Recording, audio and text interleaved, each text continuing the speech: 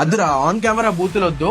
మీరు కూడా 20% ఇన్సూరెన్స్ మీద మా ఓన్ లెక్క లాస్ కావద్దు అనుకుంటే మాత్రం వీడియో లాస్ట్ వరకు చూడండి.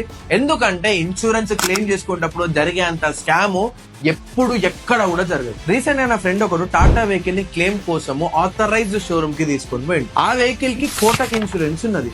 దానిలో zero depreciation, bumper to bumper, consumables, ఆఖరికి కీ ప్రొటెక్షన్ తో ప్రతి ఒక్కటి మన వీడియోలు చూసి అన్ని కలిపి తీసుకున్నాం. ఆడికి పోయిన తర్వాత జస్ట్ వాళ్ళు టేకప్ చేసుకోవడానికి ఇన్సూరెన్స్ అని బతలాడుకోవాల్సి వచ్చింది. సరే కార్ ప్రాబ్లం ఉంది కదా అని చెప్పి ఇన్సూరెన్స్ అని బతలాడుకొని షోరూమ్ లో పని చేయించుకున్న తర్వాత కార్ డెలివరీ అంటే 20% చార్జెస్ కట్టమన్నాడు. అరే నాయన, నేను జీరో డిప్రిసియేషన్ కట్టినా, బంపర్ టు బంపర్ కట్టినా, కన్స్యూమబుల్స్ కట్టినా, నేను క్లెయిమ్ చార్జెస్ కాకుండా మిగతా ఎందుకు కట్టాలరా అంటే లేదు రూల్ ఉంది కదా కట్టాలి అని అన్నాడు. ఇక ముచ్చట కొద్దిగా అంత సీరియస్ అయిపోయి ఇన్సూరెన్స్ వానికి ఫోన్ చేస్తే వాడు చెప్పిన ముచ్చట ఏంది అంటే, ఇన్సూరెన్స్ కంపెనీలు షోరూమ్ లకి క్యాష్లెస్ గరాజ్ ఇవ్వాలి అంటే షోరూమ్ లో ఇన్సూరెన్స్ 20% డిస్కౌంట్ ఇవ్వాలి. ఆ 20% తీసుకొచ్చి కస్టమర్స్ మీద రుద్దుతుండ్రు. కళ్ళు మూసుకొని కార్ ఓనర్ నమ్మేది షోరూమ్ వాళ్ళని. షోరూమ్ వాళ్ళే వాళ్ళు ఇవ్వాల్సిన డిస్కౌంట్స్ ని కస్టమర్స్ దగ్గర తీసుకుంటా ఉంటే మాకంటే చదువుకున్న వాళ్ళం కొద్దిగా అంతో ఇంతో క్వశ్చన్ చేసే ఆలోచన ఉన్నది.